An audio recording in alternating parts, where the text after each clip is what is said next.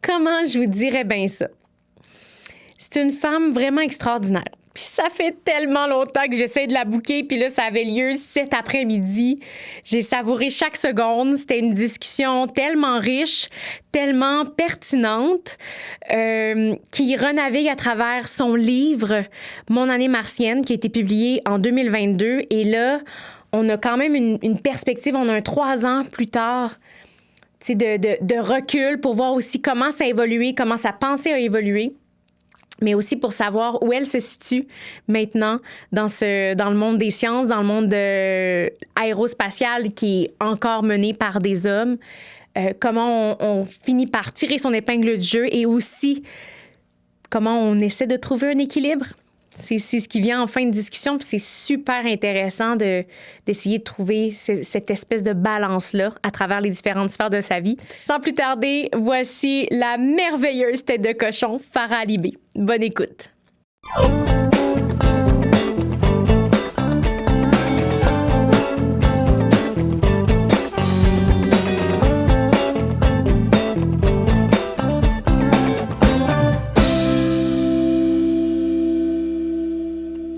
Une ingénieure en aérospatiale, une grande féministe et aussi une amoureuse des sciences. Mm-hmm. Bref, et je pourrais continuer longtemps.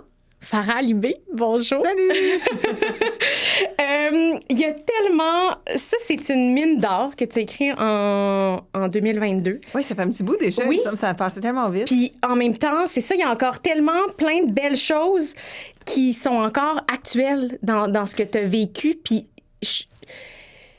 Ce que je te disais hors d'onde, c'est que ça fait comme quasiment 3 ans que j'essaie de c'est vrai. booker. Puis là, ça a lieu là. Oui. Une journée pluvieuse à Montréal. Oui.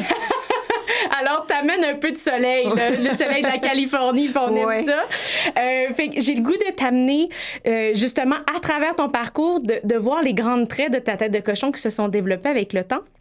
Mais une des premières choses qui m'a marquée dans la lecture du livre, c'est quand même ton désir de comprendre tes origines, parce qu'il y a quand même 2 chapitres qui parlent de ta famille paternelle, de ta famille maternelle. D'ailleurs, famille paternelle, une famille de voyageurs. Oui.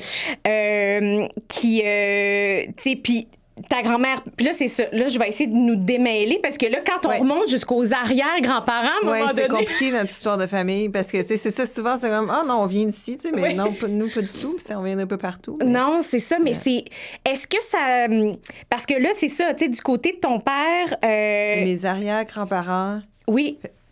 Du côté... Fait que son père est né à Madagascar, mais les parents de son père sont nés en Inde, puis sa mère est née en Inde. Ouais. Donc, ils se sont rencontrés parce que mon grand-père amenait de la marchandise de l'Inde sur la côte ouest de l'Afrique jusqu'à Madagascar, beaucoup de tissus. Ouais. Puis il était en voyage en Inde, puis on lui a présenté ma grand-mère. Puis dans ce temps-là, c'est pas comme si là, tu datais très longtemps. Ouais. C'était comme, je te la présente pour que vous vous mariez. Là. Puis c'était comme, est-ce que ça vous arrange? Puis la réponse était oui, puis ils se sont mariés. Je pense que, puis de là, mon grand-père a ramené ma grand-mère avec lui à Madagascar. Fait que ça devait être tellement intense pour ma grand-mère sa mère était décédée quand elle était plus jeune. Son père s'était remarié, un peu comme Cendrillon, là, mais oui. Son père qu'il a toujours adoré, sauf que son père était encore en vie.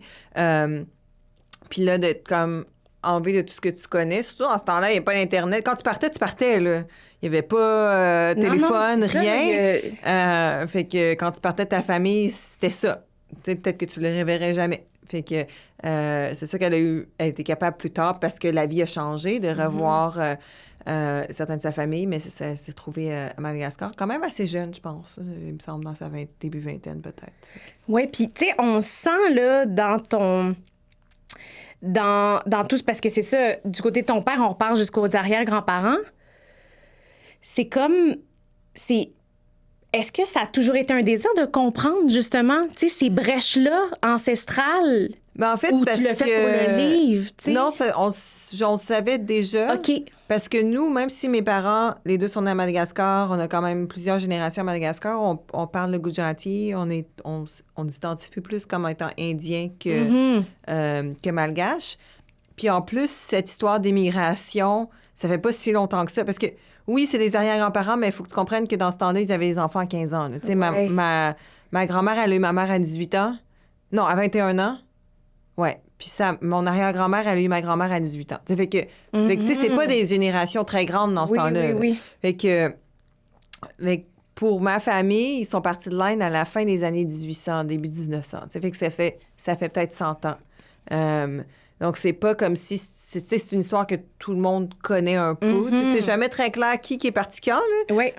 Mais on a vraiment beaucoup gardé la culture indienne plus qu'autre chose. Fait que c'est pour ça que, dans le fond, je le savais un peu d'où est-ce qu'on venait. Mais ça reste quand même puissant, parce que des fois, j'ai l'impression qu'on s'attarde pas assez à d'où on vient, puis savoir oui, d'où c'est on vrai. va, tu sais. C'est vrai, mais je pense que aussi c'est parce que la plupart des gens, par exemple, je dirais pas la plupart des gens, mais beaucoup de gens au Québec, tu sais, ça fait quand même plusieurs générations qui sont ici. Fait que des fois, ils savent même pas quand est-ce que la famille a immigré et d'où. Et aussi, je pense que la différence, c'est que pour beaucoup de Québécois, parce que ça fait des générations qui sont ici, ils sont Québécois. C'est ça leurs origines. Tu sais, moi, je suis québécoise, mais j'ai des origines indiennes. Tu sais, que beaucoup de Québécois te disent, on est Québécois d'origine québécoise. Tu sais, ils vont pas dire, je suis 20% français. Puis des fois, oui, ils vont savoir parce qu'ils ont fait un test génétique, là, mais il n'y a pas cette partie culturelle-là. Là. C'est pas comme s'ils ont gardé la culture française ou la culture irlandaise, d'où est-ce qu'ils viennent. Il y en a, tu sais, comme les Québécois d'origine italienne, ils ont encore beaucoup de leur culture italienne, ils ont de la famille en Italie. Ben, c'est un peu comme ça pour moi, tu sais, c'est comme on a encore beaucoup la culture indienne, on a de la famille étendue en Inde, on parle une langue indienne. Fait que, tu sais, je pense que il y a des immigrants, même de deuxième, troisième génération, qui vont se reconnaître là-dedans parce qu'ils gardent la culture à la maison. Ouais. Mais c'est ça, c'est pas tout le monde qui a... C'est pas tout le monde qui a cette histoire de famille-là. Si ça fait longtemps que notre famille est établie au Québec, ben à ce moment-là, la culture, il y a juste la culture québécoise qui reste, en fond. Mais... Puis tu parles beaucoup aussi de ton père, qui où tu as plusieurs traits de personnalité très, très... Mon chum me dit qu'on est pareil. Mon chum qui l'a rencontré plus tard. Puis c'est quoi, la deuxième fois qu'on est venu... qui est venu chez nous, mon père avait un bureau de Ikea à construire. Là, genre, c'était peut-être pas Ikea, là, mais tu sais, fait qu'il faut suivre des instructions puis tout. Là. Puis je pense qu'il y avait une erreur dans les instructions. Puis là, il était comme... Puis, tu sais, mon père, il réagit comme « Ah, il y a une erreur, faut recommencer, whatever. » Puis mon chum l'a aidé. Puis il était comme, sa réaction, c'était la même chose que toi. La manière qu'il réagit, la manière qu'il dit des choses, la manière qu'il se frustre, il dit, c'est 100% toi, là. Tu sais, vous êtes tellement pareil. Puis c'est drôle parce que des fois, on s'entend pas à cause de ça. Tu sais, on est trop pareil. Mais ouais, c'est vraiment drôle. Moi, je le vois pas, mais tout le monde le voit. Mais tu sais, aussi, tu parles justement de ton amour pour la logique, les maths, ta curiosité. Tu dis aussi que, justement, plus jeune, tu bricolais beaucoup avec lui. Tu sais, il y avait quelque chose de très fluide, là. Oui. Je pense que notre cerveau, lui aussi est ingénieur. Fait qu'on fonctionne de la même manière. Je pense que c'était plus facile pour lui aussi, comparé à mon frère, de me comprendre parce qu'on a la même logique, la même manière de voir les choses, la même manière d'approcher les choses. Mon frère, beaucoup plus comme ma mère, quelqu'un qui est super intelligent, mais très sensible aux choses autour de lui, différentes manières de voir les choses, différentes logiques. Aussi un scientifique, mais juste comme un peu, tu sais, navigue le monde un peu différemment, puis c'est normal. Puis je le vois, tu sais, que des fois, mon père, il a plus de difficultés avec ça parce qu'il est comme, c'est pas la même personne, tu sais, comme... Pour moi, lui, puis moi, c'est comme lui, il me comprend. Là, Puis d'ailleurs, c'est lui aussi, c'est quand même ton père qui t'a permis de voyager. Ta mère avait plus de réticence. T'es allée aussi sur, à la rencontre de tes origines en Inde, alors que tu avais 21 ans. Il est comme, il te pousse vraiment. Puis je dis pas que ta mère Oui, il me laissait aller. Oui, je pense que c'est lui qui a dit à ma mère, mais tu sais, t'as qu'il aurait pas dû, là. On y pense en Inde toute seule à 21 ans. Je sais pas si je laisserais ma fille faire ça si j'avais des enfants. Mais je pense que encore là, tu sais, lui, il avait beaucoup voyagé à l'université et plus tard, il avait habité dans plusieurs endroits dans le monde entier. Fait que je pense que encore là, il a attribué une très grande valeur à ce voyagement-là, à découvrir des nouvelles cultures, à se trouver soi-même. Je pense qu'il savait que c'était important. Mais mes parents aussi, je pense qu'ils savaient qu'ils ne pouvaient pas vraiment me dire non. Là. J'étais tellement têtue que, tu sais, fait que c'était comme lui qui était comme, OK, relax, Nadine. Nadine dit, ma mère, là, laisse-la aller, ça va bien aller. Oui, mais la têtue, on va y revenir, là, mais avant, je veux qu'on parle justement du côté de ta mère ou l'importance d'éduquer les femmes. Oui, ça vient pour de tes ça, arrière-grands-parents, puis ça a vraiment suivi de génération en génération. Là. C'était quelque chose qui était viscéral pour ton arrière-grand-père. Oui, c'est ça. Ça vient vraiment de mon arrière-grand-père. Fait, mon arrière-grand-père, il est jamais allé à l'école. Je pense peut-être qu'il a fait sa 4e, 5e année. Genre, je suis même pas sûre. Mais c'est un homme qui a continué à s'éduquer très longtemps. Donc, tu sais, il avait appris à lire et à écrire, puis il a continué pendant toute sa vie à en apprendre plus, même si lui n'est jamais allé à l'école, pour dire que oui, l'école, c'est important, mais l'école de la vie, ça existe aussi. Puis c'est au travers de ça qui a commencé à comprendre que, tu sais, lui, il a quand même une grande famille. Ma grand-mère, c'est la plus vieille d'une quinzaine d'enfants. Tu sais, dans ce temps-là, en Afrique, tu avais des enfants parce qu'il y en a beaucoup qui allaient mourir, puis il fallait s'occuper de la maison, puis la contraception, c'était pas une chose. Puis malheureusement, ma grand-mère, c'est la plus âgée, donc elle n'est pas allée à l'école très longtemps non plus. Elle a fait sa 6e année, mais c'est tout.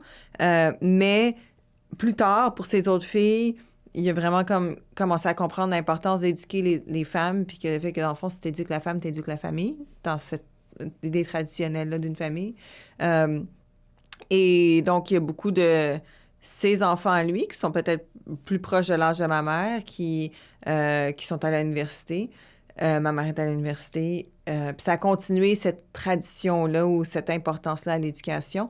Je pense qu'en général aussi, pour des immigrants qui ont tout perdu, puis ça, c'est vrai du côté de ma mère et de mon père. Tu sais, quand ils sont partis de Madagascar, tu laisses tout ce que tu as. Tu as peut-être quelques valises, mais c'est tout. C'est une valeur qu'on voit beaucoup, l'importance de l'éducation, parce que c'est la seule chose que tu peux garder avec toi. C'est la seule chose que tu auras toujours, c'est ton éducation. Mm-hmm. C'est ça, toujours ça qu'on m'avait dit. Fait que du côté de mon père, ses parents avaient économisé de l'argent pour l'envoyer étudier en France, lui et ses frères et sœurs. Donc, les plus jeunes, tu sais, encore là, la culture commençait à changer. Du côté de ma mère, tu sais, mais je pense à ça, mon grand-père, ma grand-mère, qui ont à peine leur 6e année. Ma mère, elle a un bac, puis moi, j'ai un doctorat. Tu sais, donc, de dire qu'on est passé d'une génération qui avait presque pas d'éducation aux plus grands échelons de l'éducation. Ça, c'est quand même en 2 générations. Oui, c'est fou, là. Oui.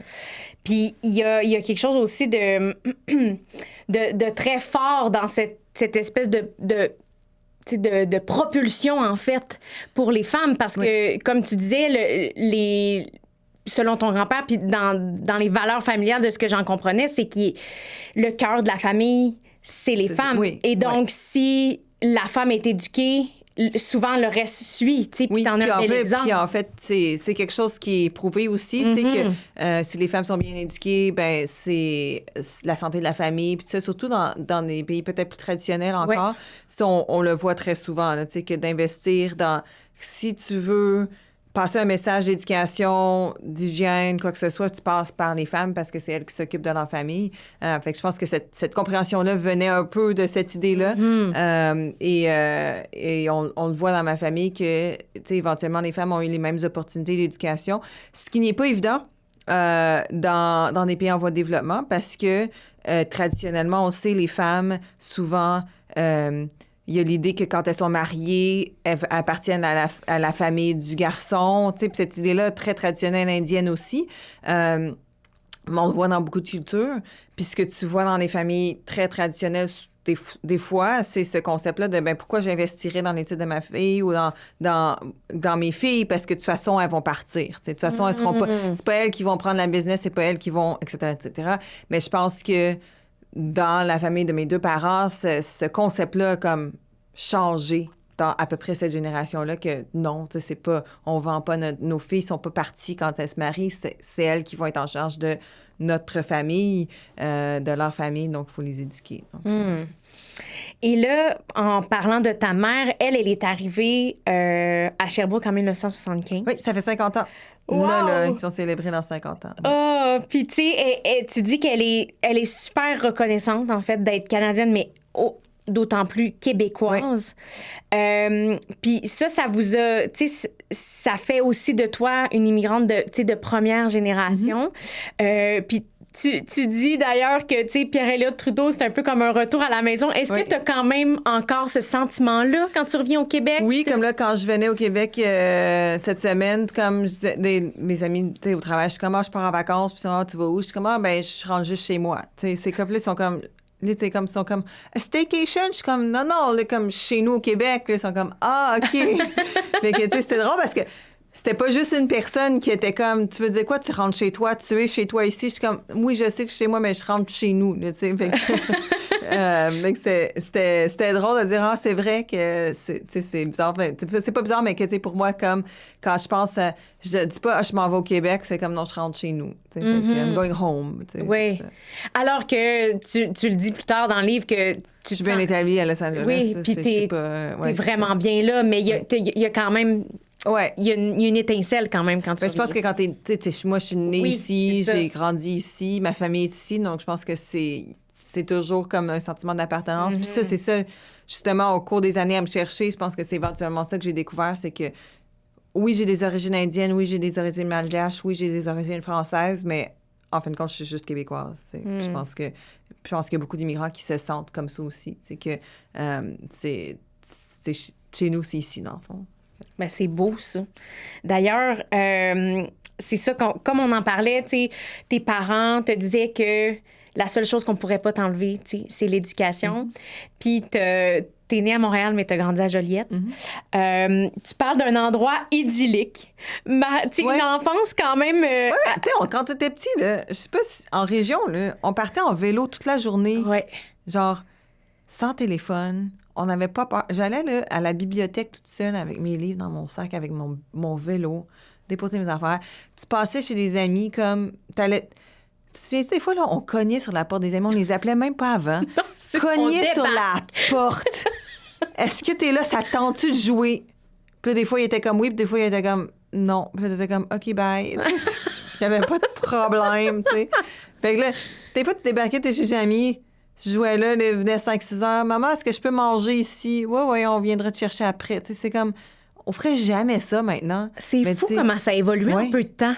Puis tu penses que j'imagine que tu peux pas faire ça en ville non plus. Tu sais, là, si tu as grandi genre à Hochelaga, tu sais, c'est peut-être moins. Là. Mais à Joliette, oui, tu pouvais. Mais en même temps, dans la rue de Ruelle, je sais pas, je peux pas me prononcer. Moi, je suis une Saguenayenne, mais qui est vécue à Québec pendant plusieurs années dans un quartier comme banlieue de Charlebourg. Tu sais, là, fait un peu le même genre de... Je pars en vélo avec mon casque, puis il n'y en a pas de problème, là. Mais il reste que, justement, tu dis te rappeler quand même d'amis loyaux, tu sais, de la présence de la famille, que t'as jamais manqué de rien, mais que c'était pas... Les cadeaux étaient pas à l'honneur, mais c'était les expériences. Oui. C'était vraiment les activités.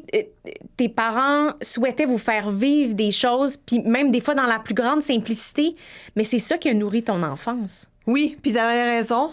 Même que, sauf que c'est vrai qu'à l'âge de 8 ans, j'étais comme, je veux un cadeau Noël. Mais, même si on ne célébrait pas Noël, mais tu sais. Mais ils avaient raison, tu sais, on n'avait pas beaucoup d'argent. C'est sûr que, tu sais, mes habits, c'était du deuxième main ou du crotto, là, on s'entend. Mais quoi que. Pour tes enfants, ça n'a pas rapport à acheter des habits chers non plus. On grandissait tellement vite. Et puis on les salit assez rapidement. Oui, c'est ça. J'étais comme... ouais. On faisait pas vraiment, justement, les cadeaux de fête. Je me rappelle souvent, c'était comme... Mon cadeau de fête, c'était comme un abonnement au débrouillard. Tu sais, c'était vraiment des choses comme éducatives que j'aimais. Puis on célébrait pas vraiment Noël, fait qu'il y avait pas vraiment de cadeau de Noël. Mais c'est ça, ils essayaient vraiment d'avoir un peu d'argent pour les vacances. Tu sais, que ça soit... quand on était jeune, c'était vraiment plus du camping. Mais je me souviens, à l'âge de... Peut-être que j'avais 10-11 ans, on est allé à Walt Disney puis à Kennedy Space Center. Tu sais, fait que là, pour moi, c'était comme, wow! En voiture du Québec, on faisait ça. En voiture, en petite van, 3 jours pour te rendre en Floride. Là. Mais le monde faisait ça avant. Oui, beaucoup. Oui, beaucoup plus, oui. Oui, il me semble qu'on faisait de la voiture. Là, l'idée de partir de Montréal pour aller en Floride en voiture, là, moins. Ça me tente moins. Là, avec 2 enfants, tu t'imagines? T'avais quel âge, comme dit? Je devais avoir 10-11 ans. Fait que ça Ok. veut dire que mon frère, il avait 7-8 ans. Là. Quand même, là. Ouais, Hey, ouais. puis c'est long, là. Faut que tu t'occupes, là. Faut que... Bon, on un moment s'était donné, là, arrêté c'est- en route. Je me souviens parce que mon père avait des cousins à New York, puis j'avais une amie qui vivait en Virginie, puis il y avait un autre cousin en Caroline du Sud. Fait que comme à l'aller, on s'est arrêté d'un bord, puis au retour de l'autre. Fait que, tu sais, il y avait toujours, chaque nuit, on n'est même pas resté en hôtel en descendant, tu sais, on restait chez des gens qu'on connaissait. Fait que, je sais pas, ça s'est fait. Mais une fois qu'on a déménagé en Angleterre, plus tard, là, étant en Europe, puis le salaire de mon père était un petit mieux que ce qu'on avait avant. Fait qu'on on n'était pas, tu sais, on avait un peu plus de liberté. Là, à ce moment-là, on a beaucoup voyagé en Europe. Mais même quand on était jeune, tu sais, mes parents, justement, qui n'avaient pas beaucoup d'argent, mais ils gardaient l'argent pour que je puisse faire des cours de patinage artistique. Oui, ça a été important pour Oui, toi, ça. pendant 10 ans, mais puis tu sais, on s'entend, patinage artistique, c'est cher. Hein. Oui, Hey, les c'est costumes, cher, là. c'est strict. Ouais. Il y a le- Oui, c'est tellement strict, c'est comme tellement pas abordable. Là. Puis c'est niaiseux que... Mais là, je sais que maintenant, tu sais, tu peux mettre des leggings, whatever, là, mais dans ce temps-là, là, même les bas collants, tu pouvais même pas mettre n'importe quel bas collant. Il fallait les bas collants beige. Puis pas juste des bas collants beige, là. C'était un bas collant beige spécial. Et puis si t'avais pas le bon, là, tu pouvais pas faire la compétition. Mais voyons. C'était tellement excessif, comme... Mais on dirait que c'était comme fait exprès pour être comme... exclusif. Oui, il me Ouais. semble que oui. Puis là, j'étais chanceuse. Moi, une fois que tu passes comme au junior, il faut que tu aies un prof privé. Rendu là, tu es rendu à un certain niveau. Puis je faisais des cours genre semi-privé, mais mon prof, je pense qu'elle était au cégep ou l'université. Tu sais, fait que elle coûtait un peu moins cher que d'autres, mais aussi, elle avait fait beaucoup de patinage artistique, puis elle avait gardé toutes ses robes. Fait qu'elle me les passait pour mes compétitions. Fait que, tu sais, c'était des robes des années 80. Tu sais, comme, elle était peut-être 10 ans plus vieille que moi, peut-être plus. Ouais, elle avait peut-être 10 ans plus vieille que moi. Fait que c'était toujours... Là, quand je regarde maintenant, j'étais comme, ah, c'était bien cool, mais dans ce temps-là, j'étais comme, pourquoi j'ai du jaune flash? T'es un peu old school. Ouais, c'est un ça, peu mais j'avais pas le choix, là, Ouais. tu sais. C'est tellement cher, ces choses-là. Ouais. Mais ils faisaient ce qu'ils pouvaient à mes parents, mais tu sais, ouais, ça devait être très cher. Il me semble... Ces sports comme ça devrait être plus accessible à tout le monde, mais c'est comme ça, le patinage artistique, la gymnastique, on dirait que c'est... Non, puis je te confirme, moi, je viens du monde de la danse, puis c'est rendu de même, là, c'est rendu Ouais. complètement fou. Alors que, initialement, on veut que les jeunes bougent, s'amusent, Ouais, c'est ça. tu sais, comme... Tu sais, fais là en soit short ton actif, show de patinage artistique, ça change rien, là. C'est ça. Si tu veux des boccales en mauve, good. Non, t'allais être disqualifié. Ah, Tu mais faisais c'est... pas. Ça a non, pas c'est rapport, ça a comme... pas rapport. Ça n'a pas rapport. Mais il y a un de tes grands modèles aussi, féminin, Oui. de... Tu sais que... je sais pas si je le prononce... Soraya Bonali? Oui, Ouais. qui était une patineuse française, Ouais. mais qui sortait du moule. Oui, mais justement, c'est parce que je pense qu'elle était aux Jeux olympiques quand j'avais l'âge que je faisais du patinage artistique. C'est une femme noire, adoptée, française, qui aurait... En fin de compte, n'a pas gagné de médaille, mais elle aurait pu, mais elle était blessée cette dernière année qu'elle a fait du patinage artistique. Puis elle, qui, justement, sortant du moule, qui s'est souvent battue, justement, parce que le monde du patinage artistique est comme très blanc, on va le dire, et d'une certaine manière. Et ce qui est spécial avec elle, c'est que c'est la seule patineuse, patineur ou patineuse, personne qui est capable de faire un backflip sur la glace. Et ça a été banni. Histoire que c'est dangereux. Mais on s'entend que ça a été banni parce que la seule personne qui pouvait le faire, c'est une femme noire. Et elle avait été... je me souviens très, très bien parce que c'était comme... Si ça n'avait pas été banni, c'est énormément de points. Parce que, Ben, je veux dire, c'est tellement difficile. Oui, je c'est veux dire, ça, le niveau. exactement. Aux Jeux olympiques, elle avait été blessée dans son programme court. Il me semble que c'était ça l'histoire, qu'elle avait été blessée. Puis là, elle savait qu'elle n'allait pas gagner de médaille. Fait que dans son programme long, elle l'avait faite. Elle était comme « fuck you ». Puis je me souviens d'avoir vu, puis j'étais comme « wow ». Mais ça, pour la jeune Farah, c'est marquant parce que Oui. tu parles de la différence, je veux dire, à Joliette. Tu sais, vous avez... Je veux dire, il n'y en avait pas, là, beaucoup. Ouais. Là, Puis je me souviens vraiment d'avoir senti l'injustice quand ça s'était passé aussi de OK, elle était traitée différemment Oui. parce qu'elle était forte, parce qu'elle était comme la meilleure dans puis parce que les gens étaient jaloux dans le fond. Fait que ouais, ce que je sache elle vit à Las Vegas maintenant, puis elle enseigne le patinage artistique. Ah ouais, hein? Ouais. Très cool. Moi, je suis comme surprise que les gens la connaissent pas plus que ça, dans le fond, parce que moi, ça avait tellement... Mais tu sais, je pense que des fois, des gens marquent ton enfance, puis t'es comme... Pour toi, c'est une personne tellement importante, puis pour eux autres, ils sont comme, ah, c'est qui ça? Mais c'est ça. Oui, mais en même temps, il y avait, je pense, aussi un sens de représentation. Tu te sentais, tu sais, tu te sentais vue d'une certaine façon. Puis Là. c'est comme, c'est la première femme de couleur que je voyais qui faisait du passage. Il y en a encore pas beaucoup, là. Donc, Mis à part les sports, tu parles beaucoup de lecture. Ça a été un refuge pour toi. Je pense que j'ai lu toute la bibliothèque. Je pense qu'elle n'existe plus à Saint-Charles-Borromée, la bibliothèque. Oh non! Parce que maintenant, c'est comme une bibliothèque centrale à Joliette, il me semble. Mais elle était pas grosse, la bibliothèque à Saint-Charles-Borromée, mais je me rappelle d'avoir tout lu comme les livres de mon âge. J'étais rendue à un livre genre du Jules Verne à l'âge de 13 ans. Là, la fille, elle là, il n'y a rien d'autre à lire. Là, on s'en va dans la section adulte. Mais tu parles que c'est ton QG, tout ça. À quel point c'est important, ça a été important pour toi, puis cela encore pour toi, la lecture. Écoute, j'ai pas autant de temps maintenant pour lire que j'avais avant. Beaucoup plus d'audiobook quand je suis dans la voiture, tu sais, parce que c'est... Bon, la vie nous amène à pas avoir le temps. Mais ça a toujours été important. Mais quand j'étais jeune, jusqu'à l'université, même plus tard, j'ai toujours beaucoup lu parce que même une fois qu'on a déménagé en Angleterre, c'est comme ça que j'ai gardé ma langue française, ma culture québécoise, c'est en lisant des auteurs québécois. Puis ça vient de ma mère. Mais je pense que quand j'étais jeune, c'était aussi une manière, tu sais, quand je me sentais pas vraiment à ma place, quand il y avait des moments difficiles comme ça, tu sais, c'était une manière de m'échapper dans mon propre monde, dans le fond. Puis je lisais surtout de la fiction quand j'étais jeune. Je pense que ça m'étonnerait que les jeunes lisent de la non-fiction avant l'âge de 14-15 ans. Mais fait que pour moi, c'était ça, c'était des mondes imaginaires. Puis c'était un peu ça qui a allumé ce côté créatif dont on a besoin en ingénierie. Donc, ça vient un peu de là aussi. Mais c'est ça, parce que justement... L'imagination, cultiver cette force-là part probablement en partie de cette imagination-là, puis de cette lecture-là qui t'alimentait. Mais il reste que... c'est quand même des bases qui se sont placées sans le vouloir. Tu te dis un peu comme... Je pense que j'étais une ingénieure puis une scientifique dans le cœur avant de le savoir, mais c'est comme si il y a des choses qui s'installaient, tranquillement. Oui, puis je pense aussi, écoute, ma mère est enseignante, mon père est ingénieur, donc je pense que c'est aussi comme naturellement, c'est ça qui partageait d'eux, c'est le côté comme... Moi, ma mère, elle m'a enseigné à lire avant même que je l'apprenne à l'école, il me semble. C'est elle qui m'a appris à écrire aussi, mais elle était prof au primaire, fait que c'est sûr. Fait que, tu sais, puis c'est la même chose, le côté bricoleur, essayeur, mais ça vient de mon père. Fait que, tu sais, je pense que c'est aussi comme...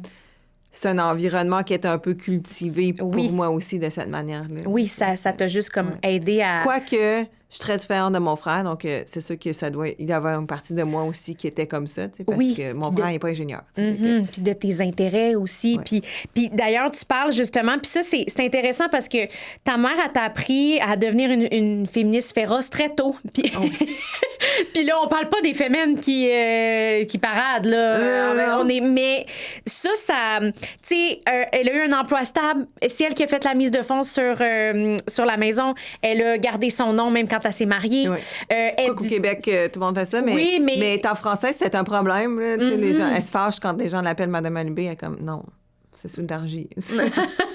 Non.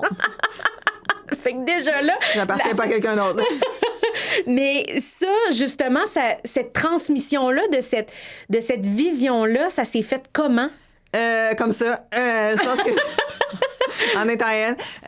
Non, mais je pense que c'était comme ça. Puis je me souviens aussi en grandissant comme... les premières dates que j'avais, ma mère était comme, hey, tu payes la moitié. Elle dit, si tu as besoin d'argent, je te le donne, mais tu ne dois rien à personne, tu sais. Puis tu prends la place. Puis, tu c'est aussi comme mon frère et moi, on n'a jamais été traités différemment. Là. C'est pas parce que t'étais une fille que tu faisais pas quelque chose ou parce que t'étais un gars que t'avais pas à faire la vaisselle, genre. Fait que, puis il y avait pas comme, tu peux pas jouer avec ces jouets-là ou des choses comme ça. Tu sais, c'était vraiment... on faisait un peu, on avait les... Ouais. Puis à la maison, tu sais, comme moi, en grandissant à la maison, imagine, années 90, famille d'immigrants, puis c'est plus mon père qui cuisinait, c'est encore lui qui cuisine, passait l'aspirateur. Tu sais, c'était vraiment 50-50 à la maison que mes parents partageaient les tâches. Fait que c'est pas...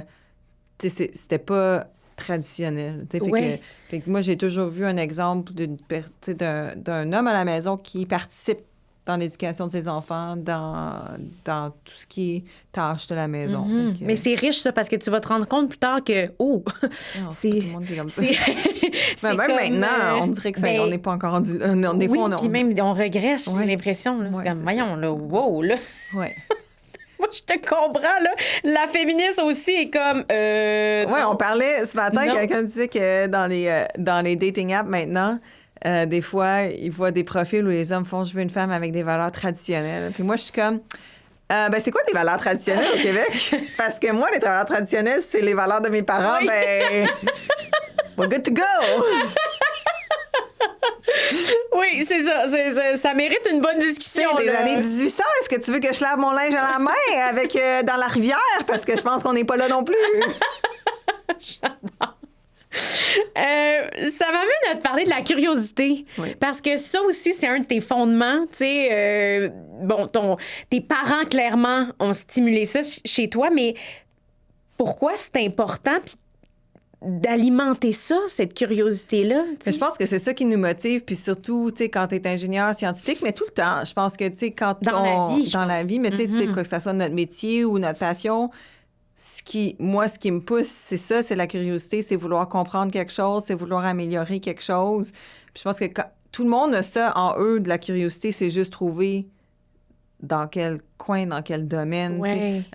Puis je dis toujours aux gens, tu sais, quand je rencontre des gens qui sont comme nerds dans quelque chose ou passionnés de quelque chose, moi, je parlais de ça à la personne qui a fait mon maquillage hier, puis il était comme, lui, il était vraiment là-dedans. Mais ça... Puis il était comme, je sais que je parle beaucoup, mais tu sais, j'aime ça faire, j'aime tellement ça, le maquillage. Puis je suis comme, non, il n'y a aucun problème. C'est comme, moi, le fait que tu sois passionné dans quelque chose, que je vois dans tes yeux comment tu es passionné puis que tu aimes ça, mais c'est ça qui est le fun. Puis là, moi, après ça me donne le goût d'apprendre ce que toi, tu vois là-dedans, tu sais. Fait que je dis toujours, tu sais, tu peux être passionné de ce que tu veux. Mais tu sais, c'est tellement beau de voir quelqu'un, justement, qui est passionné, qui est intéressé. Puis je pense qu'on a tout ça en nous, dans le fond. C'est juste le suivre, puis pas avoir honte d'aimer quelque chose. Puis la jeune Farah, là, tu sais, si on se replonge, là, tu sais, on clôt sur l'enfance, là, c'est quoi? Qu'est-ce qui te faisait rêver? Parce que la curiosité a alimenté tes rêves. Oui, mais je pense que j'ai toujours aimé tout ce qui était l'espace. Moi, j'aimais les films de science-fiction. Fait que c'était ça qui m'intriguait, disons. Tout ce qui était sci-fi. Et puis, éventuellement, c'est ça, ça a pris un autre 10 ans, mais éventuellement, j'ai trouvé que ça pouvait être un emploi. Oui, mais il reste que le film Apollo 13 a quand même... Oui, ça a été marquant pour toi. Là. Oui, parce que là, ça m'a fait découvrir c'était quoi le métier d'ingénieur, c'était quoi travailler à la NASA, quoique c'est pas là que j'ai décidé d'aller travailler à la NASA, parce qu'il n'y a pas personne qui me ressemble dans ce film-là. Ben non, c'est comme... Puis ça, tu le dis clairement, là, c'est que des hommes blancs. À cravate noire. À cravate noire, là. Cravate noire, là. OK, c'est pas ça, là. C'est ça. Puis éventuellement, j'en ai trouvé des rôles modèles qui me ressemblaient. Mais oui, c'est un film qui m'a beaucoup... je me rappelle encore de l'avoir écouté, puis comment ça avait changé ma perspective, puis que c'est vraiment là que j'étais comme, OK, je pourrais faire ça dans la vie. Oui, parce que, tu sais, puis on y reviendra un petit peu plus tard, mais quand l'astromobile Persévérance a atterri, tu sais, le tableau de la salle de contrôle était tout autre que ce qu'on a vu, de ce que l'image qu'on se faisait ou de ce qui nous a été représenté dans les films à l'époque. Fait que c'est beau, ça. Ça veut dire que ça évolue quand même. Là, Puis en fait, il y en avait des femmes dans ce temps-là, c'est juste qu'on n'en parlait pas. Là. On le sait maintenant. On les montrait pas. Là, on voulait pas l'illustrer. Mais d'ailleurs, justement, c'est... Ah, là, je te sors une citation. Je vais te montrer cette page. Qu'est-ce que j'ai écrit? Attends, non, mais là, Là, il faut qu'on se parle de l'orienteuse. Là. Ah, ouais. Puis je sais que je suis pas la première à t'en parler, mais tu sais, là, je capotais, là. C'est comme, pardon. Oui, Là, qui m'avait dit, ouais. vas-y, raconte-nous ce qui s'est passé, parce que t'as 17 ans, puis t'es challengée en tabarouette, là. Oui, ben en fait, j'ai 17 ans. À ce moment-là, je savais déjà que je voulais devenir ingénieur. J'avais même fait, je sais pas si j'en parle dans les, je pense Oui, t'as pas. fait un test. Un test. Puis là, ce test-là, tu sais, il marche jamais, ce test-là. Mon chum m'a dit qu'il avait fait genre un test similaire à l'âge de 17 ans, puis ça lui avait dit qu'il fallait qu'il soit vidangeur. Genre, c'était toujours ça la réponse. Ben voyons. Vidangeur, Ben non. parce que c'est ça, les poubelles. Oui, ben c'est toujours ça la réponse, parce qu'en fait, c'est un métier qui est quand même assez bien payé. Ben oui, effectivement. Puis t'as pas besoin nécessairement d'éducation super poussée. Puis t'en as toujours besoin.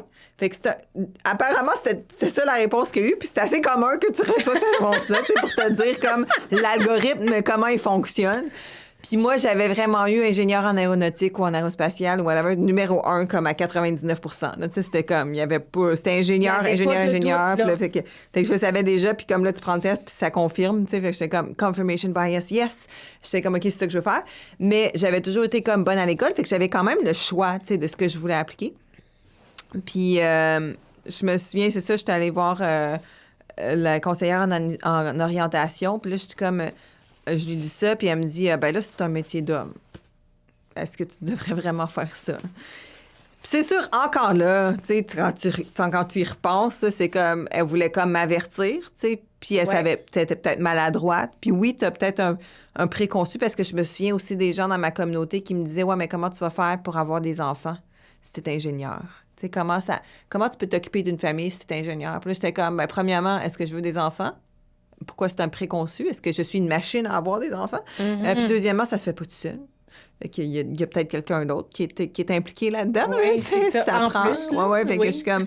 on s'arrangera, tu sais. C'est comme... Puis souvent, c'est ça, tu sais, je pense qu'on me poussait beaucoup plus. C'est pas mes parents, mais la communauté en général me poussait beaucoup plus. Ils étaient comme, ben t'as des bonnes notes, pourquoi t'irais en ingénierie, tu sais? Va vers la médecine, va vers la dentisterie, tu vas pouvoir avoir plus de balance. Comme si les médecins avaient de balance de vie meilleure que les ingénieurs. Ils travaillent tellement fort. Oui, c'est ça. Je suis comme... c'est relatif. Non, c'est ça. Mais quoi qu'en Angleterre, les médecins de famille, oui, il y a quand même une balance un peu plus. Okay. Le système de santé fonctionnait dans le temps quand même assez bien. Peut-être maintenant moins, là, mais ouais, fait que... on m'avait dit ça, mais moi, encore là, étant tellement têtue, quand quelqu'un me dit que je peux pas faire quelque chose, c'est comme, OK, je vais le faire. Tu peux jamais me dire de pas faire quelque chose, en fond. Mais là, ça, c'est comme, on dirait que c'est la genèse de ta tête de cochon. Là. C'est comme, oh, watch me. Ouais, c'est ça. C'est comme, non, I'm going. C'est comme sorti de là, puis je suis comme, OK, j'ai appelé en ingénierie. Mais là, c'est clair que, bon, tu sais, on a parlé beaucoup du déménagement. Tu as eu un déménagement très important à l'âge de 12 ans, mais avant, je veux quand même qu'on parle de l'amitié parce que quand tu es arrivé au secondaire, ça finit par se placer. Tu as développé des amitiés avec des amis que tu as encore aujourd'hui. Votre repère, c'était la salle de musique où vous... de mon amie Laurence. Il y avait comme mais elles ont été extrêmement importantes. Oui. Et tu as fait quand même plusieurs constats déjà en étant adolescente par rapport à l'importance d'avoir des bonnes amitiés puis des entretenir. Oui, puis je pense que dans ce cas-là, tu sais, je pense que, bon, il y a certaines de ces amies-là que je connais depuis le primaire. D'ailleurs, c'est drôle parce qu'elles ont des enfants maintenant, puis je pense que c'était l'année passée, on faisait un... Peut-être... au printemps, on faisait un brunch ensemble, puis je me souviens d'avoir pensé que leurs enfants ont l'âge que nous, on avait quand on s'est rencontrés, genre. Oh, wow. Parce qu'elles ont des enfants comme ceux qui sont un peu plus... Ceux que les enfants sont un peu plus âgés, comme... Moi, nous, certains des amis dans cette gang-là, je les ai rencontrés en première, deuxième année. Là. Fait que, tu sais, de dire que là, je suis comme, tu les vois, leurs enfants, avec leurs amis, puis t'es comme, c'était nous, ça. Puis là, 35 ans plus tard, on est rendu là, tu sais, fait que je pense que, je sais pas si c'est unique, mais c'est vraiment très spécial, ce groupe d'amis-là. Fait que là, ce groupe d'amis-là a comme grandi au secondaire parce qu'il y a du monde qui s'est greffé, puis il y en a que j'étais amie avec, comme un peu séparément, pas tout le temps au primaire, tu sais, les amitiés, ça vient, ça va au primaire, puis là, au secondaire, on s'est vraiment... Ça solidifie. Oui, ouais, puis je pense que, tu sais, dans notre groupe, par exemple, moi, j'avais une amie... on était peut-être 7-8, une amie japonaise qui est retournée au Japon depuis, et j'ai une amie qui était... son père était chinois, d'origine... En fait, lui aussi était à Madagascar, c'est tellement fou, mais d'origine chinoise. Donc, elle était mixte, puis c'était... Tu le voyais visiblement, là, c'est pas qu'elle était mixte. Donc, on était comme... La grande majorité des minorités de notre année étaient comme dans un groupe ensemble. Puis je pense que c'est comme ça qu'on a forgé ces amitiés-là, parce qu'on avait besoin d'amitiés fortes, d'avoir comme cette bande-là pour se protéger du reste du monde autour de nous. Puis on était tous un peu des nerds, puis bonnes à l'école, puis des filles qui étaient pas... on cherchait pas le trouble, tu sais. Oui, puis c'est des amitiés qui sont restées malgré que, tu sais, moi, je me souviens quand j'ai déménagé en Angleterre, en 3e secondaire, j'avais 13 ans, je pense que MSN Chat, là, commençait. Tu te souviens de MSN Chat? Oui.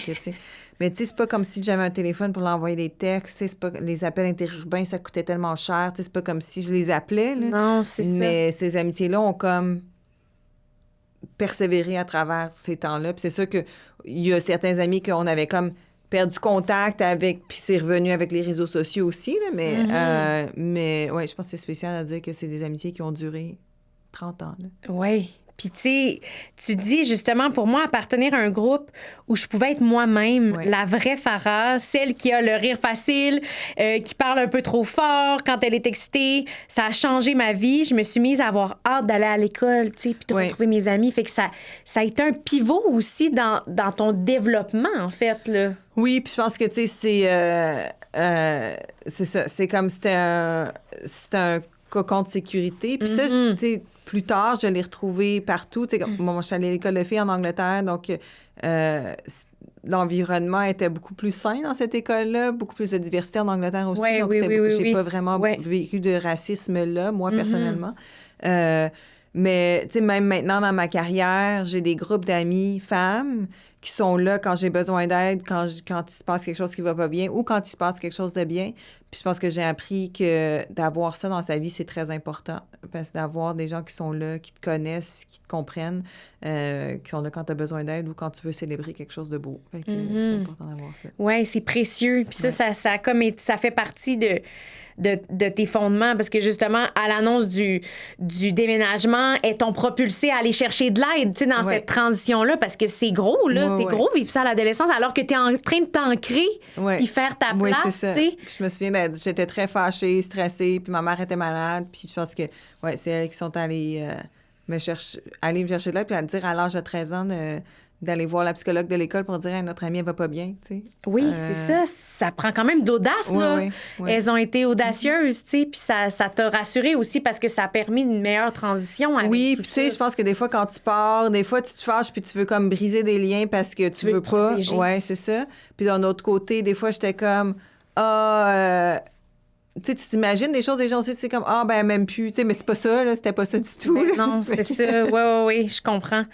Mais d'ailleurs, ton arrivée en Angleterre, c'est quand même bien fait. Tu as eu des enseignants aussi marquants, mais tu commences à constater quand même certains obstacles. Tu sais, là, tu fais référence, entre autres, au 11 septembre où, là, Oui. Mais les choses ont beaucoup changé. Les choses ont beaucoup changé. Tu dis même que le monde n'est pas juste et pas équitable. Il y a comme des prises de conscience, puis tu es encore jeune à ce moment-là. Oui, mais j'avais 13 ans. Oui. Je m'en souviens très bien, mais c'est parce que je pense que, tu sais, le 11 septembre, venant de famille musulmane, le fait qu'on a la peau brune, moi, très longtemps, j'ai caché que j'étais musulmane parce que je voulais pas... il y avait quand même cette islamophobie qui s'est développée. C'est ça. Ça existait déjà, mais je trouve qu'après le 11 septembre, ça a été pire. Oui, c'est là qu'un peu que tu découvres... quand je pense qu'à des grands événements comme ça, il y a beaucoup de gens de notre âge et plus âgés qui vont dire que ce moment-là, ça a été comme un pivot dans leur carrière, dans leur vie, parce que ça a changé le monde, vraiment. Puis je pense que pour moi, j'ai commencé à avoir comme...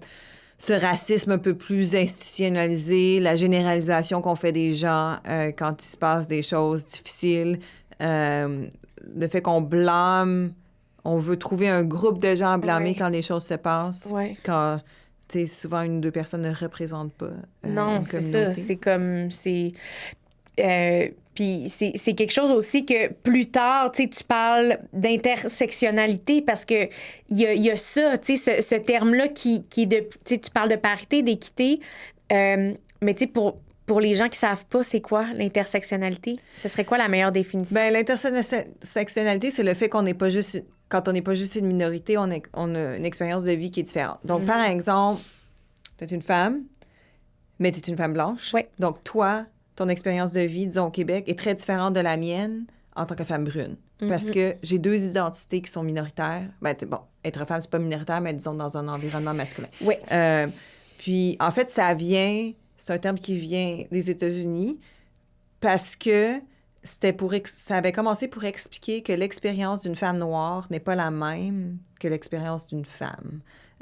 Parce que elles ont 2 choses à se battre pour, tu sais. Et puis, tu peux comme généraliser ça éventuellement, de dire, OK, tu peux être une personne LGBTQ et neurodiverse, disons. Ben ça, ton expérience va être différente de juste une personne qui est LGBTQ, par exemple, parce que tu as d'autres biais de la société, tu as une différente manière d'approcher les choses. Puis éventuellement, ce qu'on découvre, c'est qu'on a tous comme cet arc-en-ciel de différence. Mais pour moi, c'est une chose que c'est important de comprendre, surtout dans mon travail, parce que souvent, tu sais, on me dit, OK, tu es une femme en ingénierie, tu es une femme en STEM. C'est vrai, mais c'est j'étais comme... plus que ça. Oui, c'est ça. Puis souvent, tu sais, comme je me souviens très bien, je pense pas que j'en parle dans mon livre, mais je me souviens, ça fait peut-être 5-6 ans, j'étais allée au travail dans un panel, tu sais, puis c'était comme, voici, on fait un panel de femmes en ingénierie.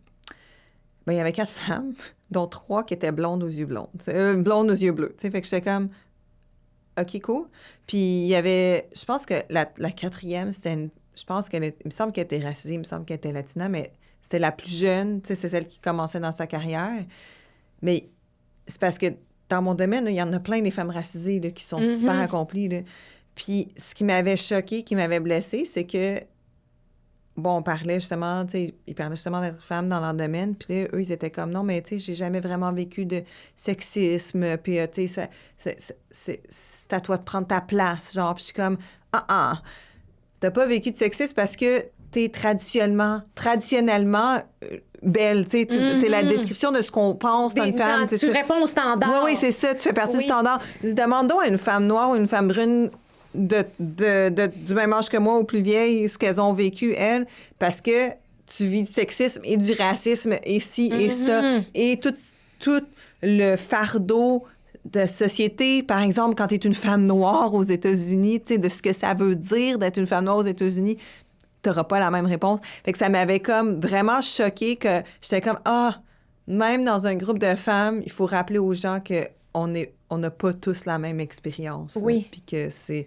Pas tous les mêmes chances. On parle pas toutes de la même ligne. Non, on parle pas de la même place, même Ouais. si on est tous des femmes, là, toutes des femmes. Là, fait que je pense que c'est important pour moi de le souligner parce que je pense que je parle beaucoup de pousser les femmes en ingénierie, mais c'est beaucoup aussi les minorités, les personnes qui ont peut-être pas, qui partent pas de la même, c'est ça, j'aime ça, qui partent pas de la même place. Oui, on part pas toutes de la même ligne, tu sais. Oui. Puis ça, ben, c'est tellement important d'en parler, parce que c'est ça qui permet, cette diversité-là, puis de comprendre ce concept-là permet de, même en tant que femme, tu sais, de faire, OK, oui, je suis quand même privilégiée à certains niveaux, puis j'ai une longueur d'avance quand même sur mes homologues pour telle et telle raison. Tu sais, ben moi, en tant que femme racisée, je le sais, par exemple, moi, tu sais, que la personne en face de moi, si je la connais pas, ça veut pas dire qu'elle même si c'est une femme blanche, disons, ça veut pas dire qu'elle a les mêmes opportunités que moi. Moi, j'ai eu des belles opportunités d'avoir des parents qui avaient une éducation. J'étais pas première génération à l'université.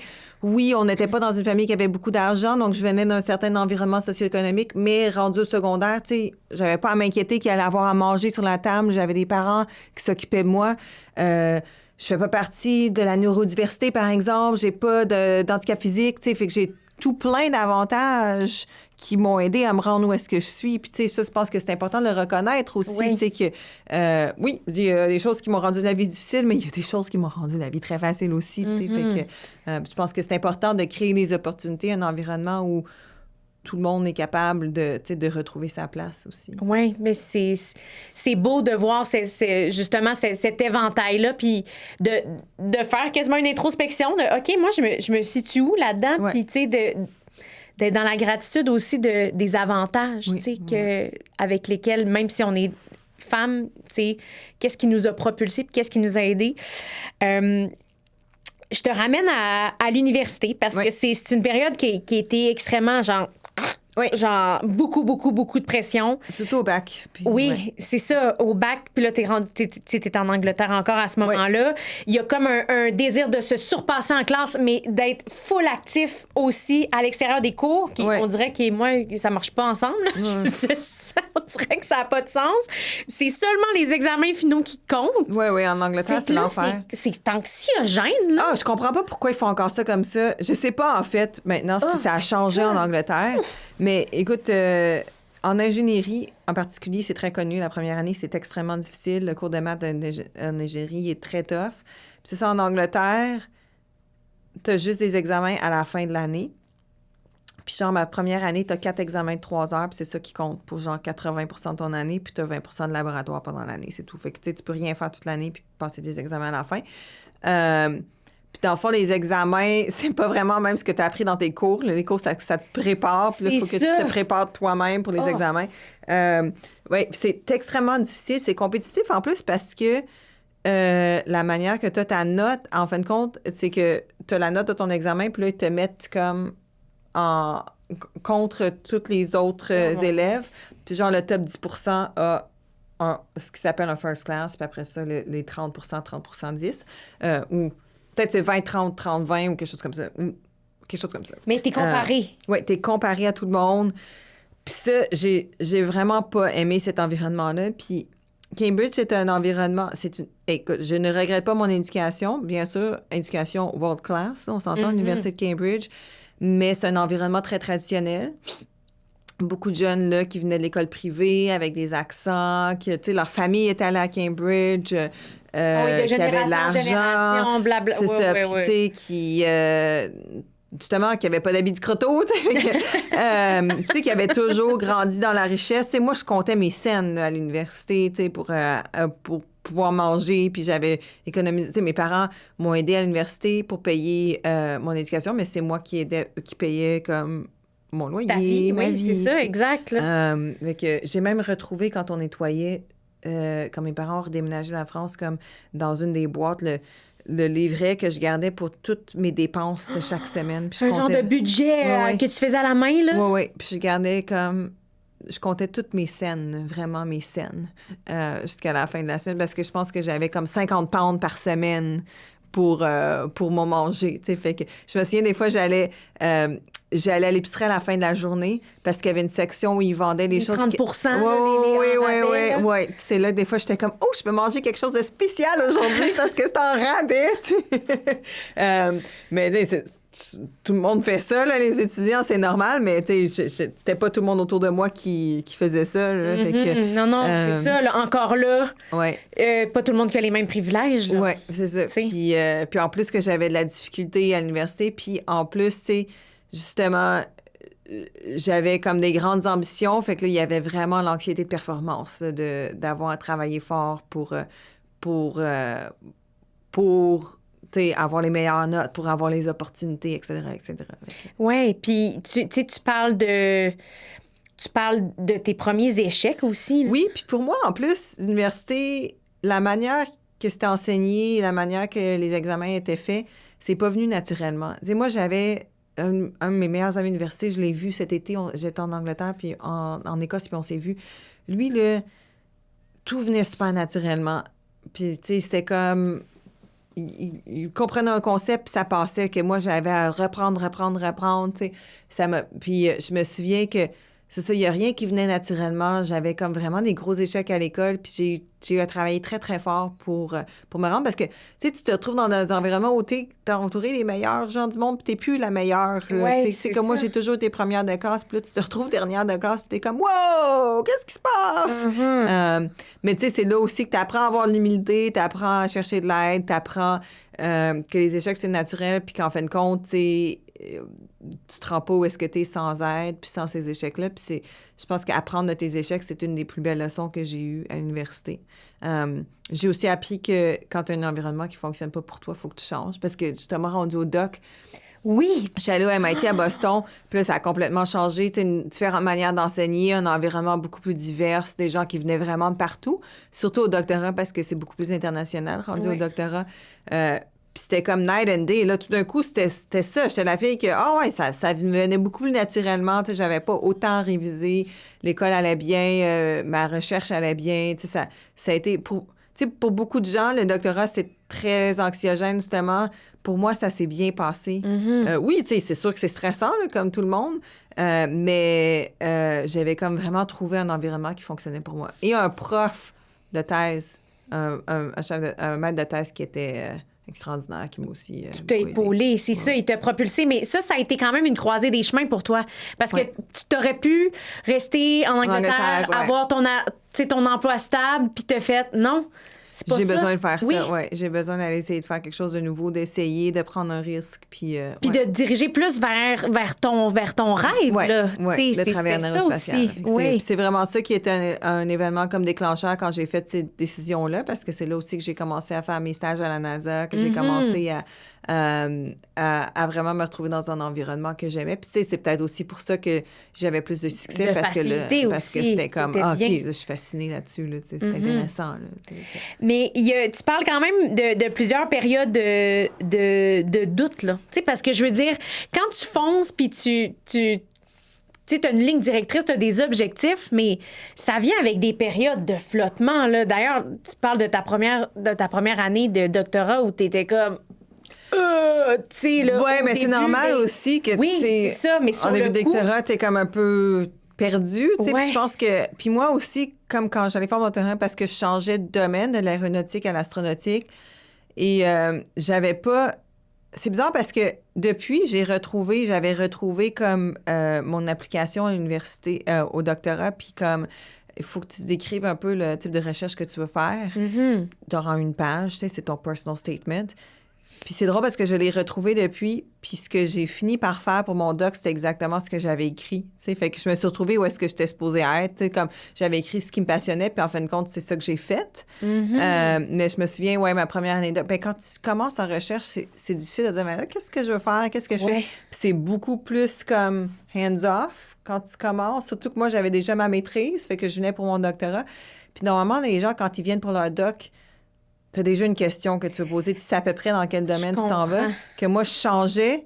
Puis j'étais comme, OK, qu'est-ce que je fais? Puis tu sais, je voyais comme le monde autour de moi vraiment foncer, puis ils savaient ce qu'ils voulaient. Puis moi, j'ai passé un an et demi à flotter. Mais ce qui s'est passé pour moi, c'est qu'une fois que j'ai trouvé ce que je voulais faire, ben là, c'est allé vite. C'est bizarre parce que je suis comme ça quand j'écris, je suis comme ça quand dans la vie. J'ai comme découvert là que moi, je suis un peu comme ça. Disons que j'ai une chronique à préparer sur un sujet. Je vais passer comme très longtemps, c'est pas de la procrastination, c'est comme très longtemps à y penser. Puis là, quand je commence, ça va, ça passe, ça s'écrit super vite, tu sais. Ou quand je trouve une direction, ça va, mais souvent, tu sais, même au travail, ça me prend du temps des fois de dire, OK, comment je me dirige, mais une fois que je plonge, là, tu sais, on va se rendre jusqu'à la fin. Mais tu sais, chacun a sa propre manière, surtout qu'en recherche, fait que...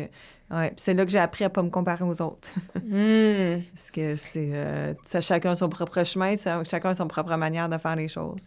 Oui, puis tu sais, c'est la curiosité qui t'a amené vers un atelier qui finalement t'a ouvert les portes de la NASA, là. Oui, c'est ça. J'ai fait un atelier. J'avais déjà fait un stage à la NASA, mais ça, j'ai fait un atelier à Caltech, puis c'est là que j'ai rencontré la personne qui est devenue qui m'a amené à faire un stage, mon directeur de stage, ma deuxième année, qui est devenu éventuellement un collègue. C'est lui qui m'a aidé à avoir ma job, qui m'a ouvert des portes, qui a vraiment, vraiment pris son temps de fait que t'as eu des alliés aussi. Oui. Puis on est encore amis maintenant. Il est parti, il a sa propre compagnie depuis, mais quelqu'un qui a été très important dans mon cheminement. Fait que c'est ça, ne jamais sous-estimer les alliés. T'sais. Oui, puis les rencontres de chance, un souper c'est comme pas, ça. c'est pas le souper de tacos, ça? Que c'est pas, je me souviens plus, mais tu sais, c'était tu comme... voulais pas y aller. Oui, c'est ça. C'était un souper que j'avais autre chose à faire, puis j'étais pas allée. Puis je dois dire que je suis vraiment coupable de ça souvent. Tu sais, des fois, les événements de networking, tu n'as pas l'énergie d'y aller. Oui. Puis en fin de compte, je pense que j'avais faim, fait que j'étais allée, puis c'est comme ça qu'on s'est rencontrés. Fait que ça veut dire que des fois, prendre le temps de rencontrer des gens, c'est tout aussi important que de travailler et d'étudier. Ça, je pense qu'on n'en parle pas assez souvent. Oui. Bien, d'ailleurs, tu sais, on y reviendra de l'équilibre parce que, c'est ça, c'est nécessaire. Oui, la fille alors qu'elle baille après une longue journée de 3 engagements de trop. J'ai tendance à faire ça encore. Mais justement, tu sais, tu as eu des alliés, mais ça a été nécessaire que tu uses de détermination pour rentrer à la NASA parce qu'on disait tu peux pas rentrer, t'es pas citoyenne. J'avais pas mon immigration américaine encore. Oui.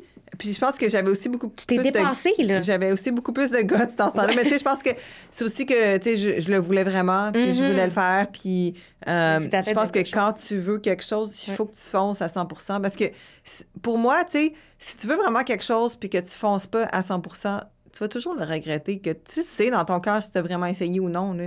Puis pour moi, si j'essaie vraiment quelque chose puis que je réussis pas, ben je peux pas avoir de regrets parce que j'ai essayé, tu sais.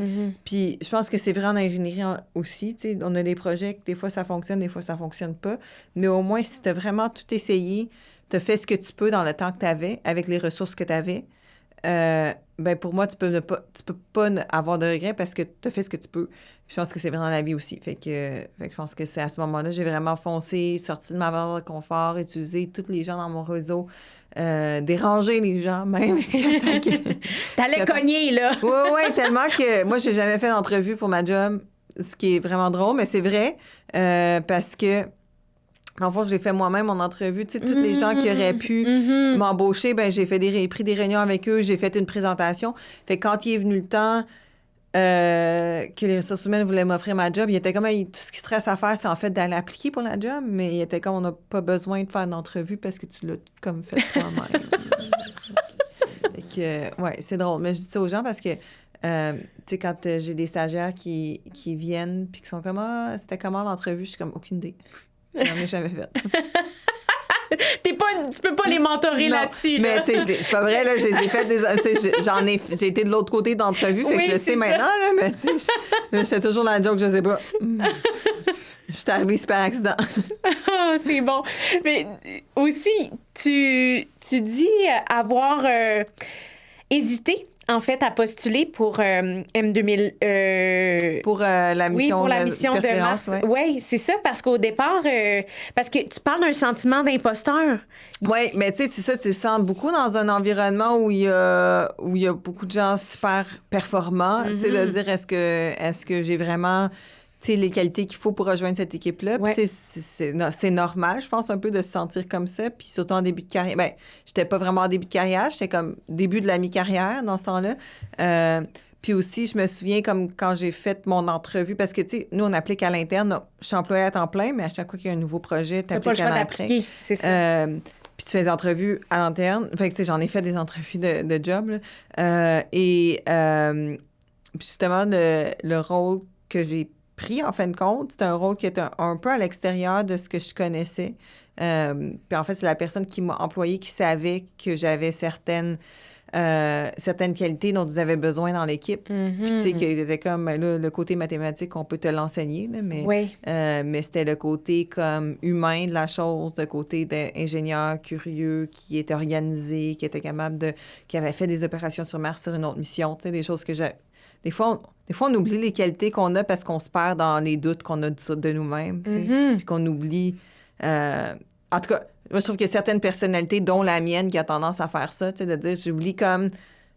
Je suis pas vraiment capable de me vanter parce que j'oublie toutes les belles choses que j'ai faites parce que je suis comme, mais là, vous avez besoin de ça, puis je l'ai pas, tu sais, puis je me cycle là-dessus, tu sais, fait que je pense que... T'accroches sur ce que t'as pas, ou ce que tu penses que t'as pas. Oui, puis ça, je pense que c'est un peu une qualité féminine qu'on a tendance à faire ça. Je dis pas que c'est toutes les femmes, mais je le vois plus souvent chez les femmes, qu'on a tendance à se retenir un peu, de dire « Ah, non, OK, est-ce que je suis vraiment que souvent, encore là, je généralise, bien sûr, souvent chez les hommes, sont comme « Ah, j'ai cette belle qualité-là, bien sûr que tu me veux! » C'est comme, OK, mais t'es pas qualifié du tout. Oui, c'est ça. Non, ça marche pas, là. Mais parlons-en de cette mission-là qui a été importante. Qu'est-ce que t'as fait exactement, tu sais, pour le commun des mortels qui n'aurait pas suivi cette aventure? Fait que j'ai eu beaucoup de jobs, ce job-là. Donc, Persévérance, c'est un astromobile qu'on a atterri en 2021. Moi, j'ai au début rejoint l'équipe tout ce qui était la conduite du robot. Puis en particulier, j'étais en charge de la navigation du robot sur Mars. Donc, il n'y a pas de GPS sur Mars. Donc, on utilise des instruments de bord, on utilise le soleil pour se diriger. Donc, c'était moi qui ai comme tester tous les algorithmes que l'équipe de logiciel avait développés. Il fallait tester ça on a un équivalent sur Terre sur lequel on teste. Puis après ça, j'ai fait partie de l'équipe des opérations une fois qu'on a atterri sur Mars. Donc, c'était moi qui étais en charge du corps de travail. Il y a plusieurs personnes qui sont en charge du corps de travail parce que tu n'es pas en charge à tous les jours. Sinon, tu ne dormirais jamais. Fait que j'étais en charge du cadre de travail pour les opérations du robot, puis j'ai aussi eu la chance de travailler sur l'hélicoptère Ingenuity qu'on a atterri avec Persévérance. J'étais en charge de coordonner toutes les activités entre l'astromobile et l'hélicoptère. Ouais. Mm-hmm. Puis ça, c'était vraiment un job que j'ai eu parce que c'était vraiment deux équipes différentes, puis c'était beaucoup à cause de mes qualités techniques, mes capacités techniques, mais aussi à cause de la manière que je suis capable de travailler avec les gens, mon leadership. Donc, ces qualités qu'on voit peut-être en étant plus féminines un peu, elles deviennent très importantes quand on parle du travail en équipe, de réconcilier les gens, d'essayer d'avoir une vision commune. C'est des qualités qui sont tout aussi importantes que nos compétences qu'on juge techniques. Mm-hmm. Puis tu dirais qu'un des moments marquants de cette mission-là, ça aurait été quoi? Ben, l'atterrissage sur Mars, c'est sûr, et le premier vol d'Ingenuity qui a vraiment comme changé l'histoire dans l'aéronautique. C'était le premier vol contrôlé qu'on a fait en tant qu'humanité sur une autre planète. Puis on n'était pas sûr si on allait réussir, on n'était pas sûr de tout ça. Donc, c'était vraiment un beau moment. Puis c'est un moment qui me donne encore des frissons quand j'y pense. Puis tu parles aussi d'un fameux selfie. Ah oui. Un fameux selfie de robot. Oui, c'est le fun. C'est une de mes photos préférées que j'ai encore aujourd'hui. Après qu'on ait déposé l'hélicoptère sur Mars. Oui, c'est ça. C'est une façon d'illustrer. OK. Puis c'est compliqué, en fait. Ce que tu expliquais, c'est que c'est compliqué de prendre une photo parce que tout est à distance. C'est pour ça que ça vaut la peine de lire le livre parce que là, tu vas vraiment plus en détail. Mais il y a... Non, c'est pas juste comme clic. Oui, c'est ça. C'est compliqué. Fait qu'il y a des beaux moments. J'avais le goût de t'amener... Ben, en fait, tu sais, on a parlé de création, on a parlé de curiosité. Pour moi, on dirait que en préparant mon dossier, j'étais comme... Mais dans le fond, un ingénieur, c'est un créateur scientifique, tu sais. Oui, mais je trouvais que c'est plus... C'est de dépasser tout le temps. Oui, c'est d'imaginer des choses qui sont impossibles puis de les rendre possibles, dans le fond. Puis je pense que c'est ça que les gens oublient un peu ou qu'on ne sait pas du métier d'ingénieur, c'est que tout ce qui est autour de toi, tout ce que tu vois, par exemple, là, bien, il y a un ingénieur qui a conçu ça à un moment donné. Puis ça n'existait pas à un moment donné, puis c'est devenu réalité. Par besoin, par curiosité, par...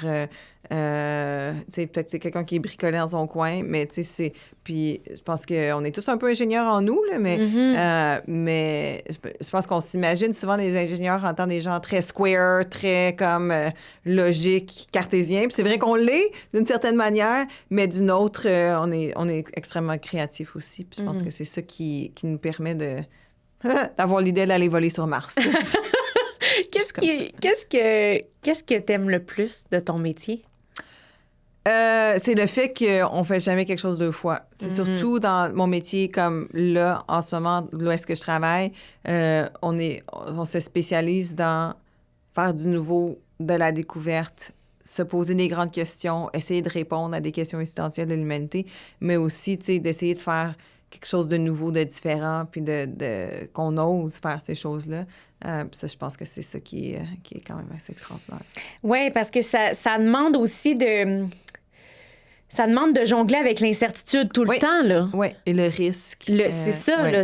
Vous êtes constamment en train de prendre des décisions ne sachant pas en n'ayant pas toutes les réponses. C'est Même stressant, ça, par moment, non? Mais c'est une des qualités les plus importantes dans notre domaine, c'est d'être capable de faire des décisions sans avoir toutes les données.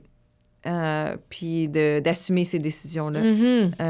Et parce que la pire chose que tu peux faire, c'est ils appellent ça decision paralysis. C'est comme quand t'es dans l'incertitude, la pire chose que tu peux faire, c'est de ne pas faire de décision. Oui, c'est ça. C'est-à-dire, on va continuer comme ça parce que tu vas pas avancer.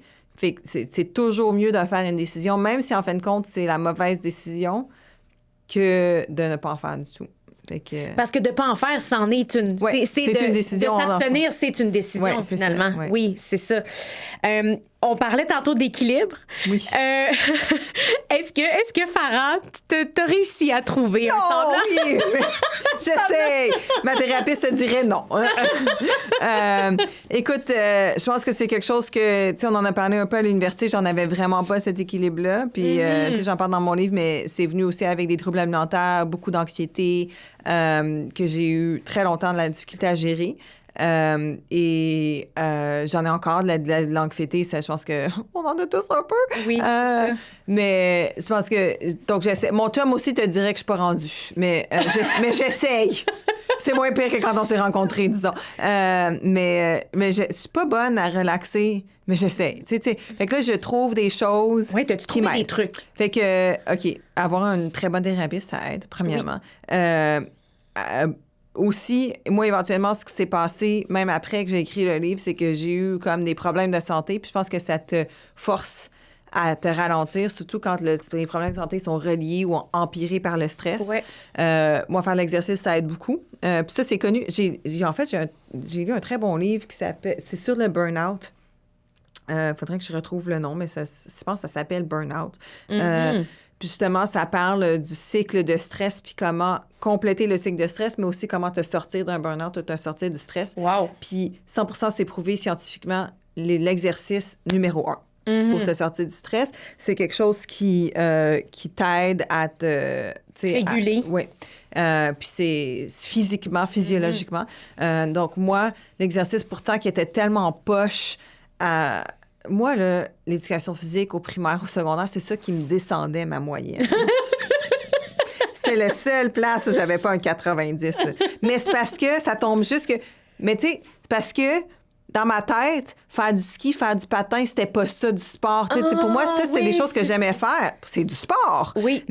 Mais l'éducation physique, c'est comme si tu peux pas courir 3 km en 20 minutes ou whatever. C'était pas ça, là, mais tu sais, si tu peux pas courir...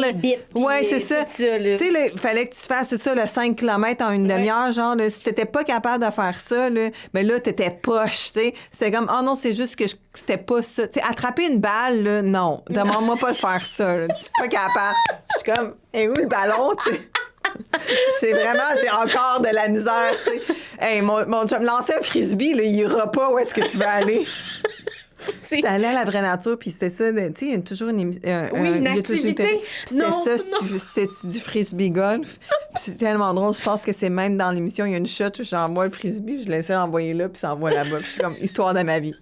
Mais éventuellement, j'ai découvert que non, c'est une vie sportive, c'est juste que, tu sais, peut-être pas les sports traditionnels qu'on a à l'éducation physique, tu sais. Fait que, tu sais, à l'université, j'ai fait de l'aviron, puis après ça, tu sais, j'ai commencé à faire... moi, au doctorat, à chaque après-midi, genre à 3 heures, au lieu d'aller prendre un café, j'allais au gym faire de la musculation ou aller faire de la natation ou whatever. Puis ça m'aidait, tu sais. Oui, ça refocus, c'est extraordinaire. Puis maintenant, je fais de l'escalade, tu sais, je fais du vélo. J'adore mon Peloton. C'est ma chose préférée. Puis, tu sais, ça fait du bien même quand t'es fatigué de faire ça. Fait que ça, pour moi, c'est ça qui aide beaucoup. Puis après ça, ce que j'ai découvert plus récemment, c'est que une autre chose qui aide beaucoup avec le burn-out, mais aussi à te sortir d'un cycle de stress, c'est d'avoir des hobbies créatifs. Ouais. Puis moi, oui, je suis une fille créative, mais tu sais, c'est pas, je chante pas, je dessine pas, tu sais, l'art, j'ai jamais été très bonne là-dedans. Puis moi, écrire, c'était quelque chose que j'aimais toujours écrire. Mais pour moi, en fait, écrire, c'est devenu une source de stress parce que Ben parce que quand tu écris un livre, tu as des deadlines. Tu sais, oui, Ouais, oui, c'est c'est créatif, oui, ça te sort de ton travail, Ouais, mais tu il y le a fais un pas côté... pour toi, là. Il y a des enjeux, C'est ça. là, hors... Puis, ouais. puis j'ai toujours eu de la misère, en fait, tu sais, de pas être productive. Comme même écrire mon livre, ça venait de ça au début. Mon chum me disait toujours, tu as besoin d'un sitting down hobby, tu sais, parce que moi, tu sais, c'est aller en montagne, c'est aller dehors, c'est faire du sport, mais tu sais, c'est fatigant aussi de faire toutes ces choses-là. Ouais, c'est ça. Puis il était comme, il te faut un sitting down hobby. Fait que là, c'est là que j'ai commencé à écrire. Mais bien sûr, la fille qui va être productive est comme, ben là, on va s'acheter, on va se faire un livre, on va se faire un deuxième livre. Puis à un moment donné, puis dans ma tête, faire un hobby qui mène à rien, que tu vas peut-être même juste scraper puis mettre dans la poubelle. Pas capable, là. Pas capable. Mais là, on est rendu là. Ça a pris, oui? Ouais, fait que là, j'ai pris un cours de... Moi, quand j'étais jeune, j'aimais ça coudre beaucoup. J'avais comme oublié ça. Puis là, j'ai pris un cours de couture à un magasin pas loin, là, tu sais. Puis là, comment faire des patterns, puis comment coudre. Puis j'ai fait une robe que j'aime encore finir, il faut que je la finisse, ça. Mais tu sais, là... Puis j'étais comme, c'est pas grave si je la finis pas la robe, j'étais pas là pour faire ça, tu sais, j'étais là pour apprendre quelque chose. Ça.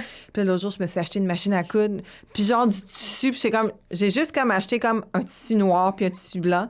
Puis j'étais comme, comme ça, je peux essayer de faire des choses, tu sais, je peux essayer de me faire un chandail, puis s'il fait pas, c'est pas grave, là, tu sais, je peux recycler le tissu, tu sais, ça va faire des guinées à la maison, au pire des cas. Puis mon chum, il était comme, wow, enfin, t'es rendu là! Mais tu sais, c'est vrai, quand tu trouves quelque chose, tu sais, t'es un peu créatif, un peu comme, ça te tente d'essayer, d'apprendre, de regarder, tu sais, ce côté, cette curiosité-là, tu sais, ça faisait longtemps que je n'étais pas allée sur un type de YouTube. Là, j'essayais de trouver comment faire, la robe que j'essaie de faire, elle a comme du gathering, puis je savais pas comment le faire. Là, tu vas sur YouTube, t'es comme... Cherche des tutoriels. Là, t'es là, puis c'est comme, oui, ça fait du bien d'avoir un côté comme t'apprends quelque chose pour l'apprendre. Mais ça m'aide. Oui, puis ça m'aide beaucoup. Puis je suis pas à veille de vendre des chandails, faire à l'idée, là. C'est pas ça. C'est pas le but non plus. Non. On peut pas aller là. Non. C'est pas ça le but, Il va pas avoir ma ligne de fashion à l'idée. Mais aussi, peut-être que ça fait partie de ton équilibre, mais tu parles beaucoup de redonner et tu as besoin de ça. Oui, puis ça date depuis... Depuis toujours, mais ça vient de ma famille. Oui, puis ça, je pense que c'est quelque chose qui me donne beaucoup d'énergie, surtout dans un travail qui est demandant, surtout dans un travail qui, par exemple, en ce moment, est extrêmement difficile parce que, bon, la valorisation des scientifiques, on s'entend, ça descend un peu dans la société. Oui. Mais, tu sais, je pense que émerveiller les gens, encourager les jeunes ou même faire une différence dans la vie de quelqu'un, parce que je l'ai vu plusieurs fois. C'est ça qui me donne de l'énergie de continuer, tu sais, parce que on s'entend, c'est pas toujours facile. C'est un travail demandant. C'est encore un travail où il y a des injustices. C'est encore des travails où j'ai à me battre avec des gens. Je l'ai vécu même récemment, après avoir écrit le livre, des moments difficiles. Puis des fois, ça te donne pas le goût de continuer, disons. Puis je pense que c'est beaucoup ça quand tu redonnes, quand tu passes des gens, quand tu vois l'influence que tu peux avoir dans la vie des jeunes et des moins jeunes, en étant toi-même, c'est ça qui me ressource. Fait que c'est beau, ça. Il faut continuer de cultiver ça, cet espace-là, finalement. Oui. Puis avoir de l'énergie pour ça aussi. Puis me garder de l'énergie pour ça. Parce que là, c'est ça, tu as sorti ce livre-là, mais tu as sorti aussi un autre livre pour enfants. Un livre jeunesse. Un 8-12 ans qui s'appelle Nageant dans les étoiles, qui est sorti l'année passée. En 2024, Oui. Puis ça, c'était... en fait, ce qui s'est passé, c'est que ce livre-là, c'est le livre que je voulais écrire. Parce que mon livre, Mon année martienne... Ce qui s'est passé, c'est que mon éditrice m'avait contactée. On n'avait même pas encore fait le vol de Ingenuity. C'était après qu'on a atterri sur Mars, j'avais fait avec l'effervescence. Oui, j'avais fait comme beaucoup d'émissions de télé, puis elle m'avait contactée, puis elle m'avait dit, est-ce que ça tente d'écrire un livre? Fait que là, j'étais comme, c'est qui ça? Puis je connaissais pas, c'était aux Éditions de l'Homme, bien sûr, une grande maison d'édition au Québec, mais j'étais comme, is this catfish? Is this real? Tu sais, comme slid in my DMs pour m'offrir un livre. Puis là, on s'était rencontrés, puis elle me dit, OK, est-ce que tu attends d'écrire un livre? Puis moi, ça faisait... Parce que déjà, dans ce temps-là, mon chum me disait, il te faut un hobby, un sitting down hobby. Fait que mon livre Nageant dans les étoiles, c'était ça, mon hobby. On en parlait souvent quand on allait en montagne, puis tout ça, tu sais. Fait que ce monde-là commençait à se créer dans ma tête. Oui. Fait que quand ils m'ont fait d'écrire un livre, j'étais comme, voici, j'ai cette idée-là de livre pour enfants. Mais bien sûr, tu sais, qu'un auteur, une autrice pas connue du tout, ils vont pas investir dans les livres pour enfants. Ben, ça coûte cher, les livres pour enfants, surtout avec des couleurs puis tout. C'est pas... fait que mon éditrice m'avait dit, ben on aimerait ça que tu écrives une biographie ou un mémoire de cette période-ci de ta vie, tu sais. Puis si ça se passe bien, ben, on te laissera écrire ton livre pour enfants aussi. Puis je me souviens d'avoir même dit, pourquoi est-ce que je ferais ça? T'sais, pourquoi est-ce que j'écrirais un livre? Quand j'ai écrit mon livre, j'avais 33 ans. Qui va vouloir lire le livre d'une fille de 33 ans? T'sais? Quelle leçon de vie que j'ai à partager?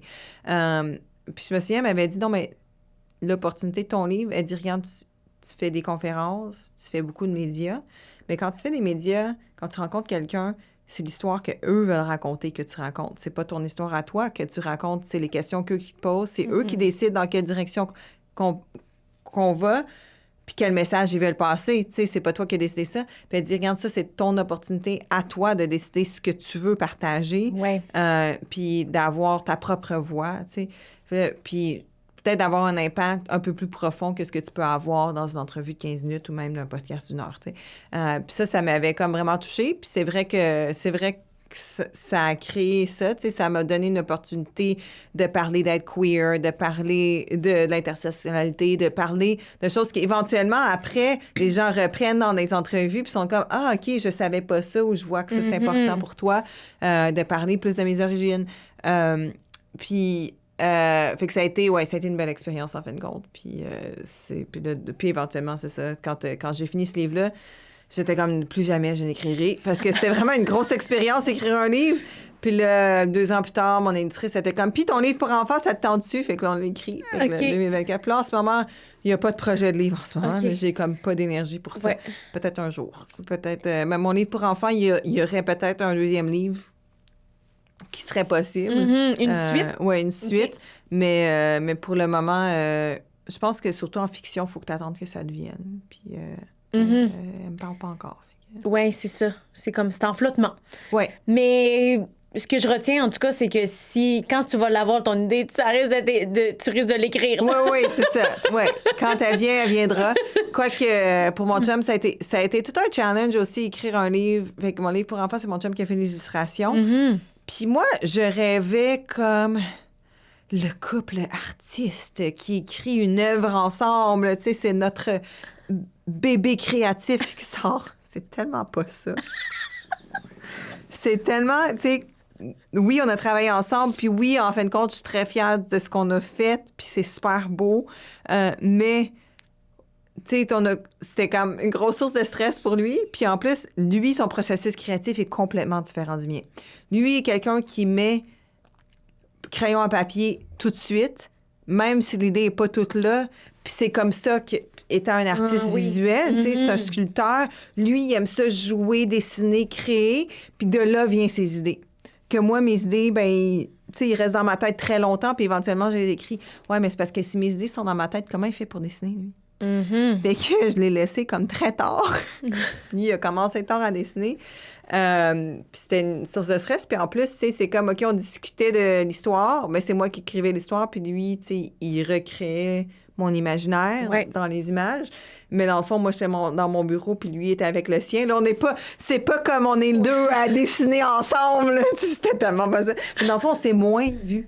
On a passé moins de temps ensemble. À cause de ça. Quand on créait ce livre-là. Ben, voyons donc. Que dans la vraie vie. Tu sais, comme que dans les temps normaux, parce qu'on avait une grosse tâche à l'extérieur de nos deux travail très demandants. Fait que c'est assez demandé si je faisais une suite.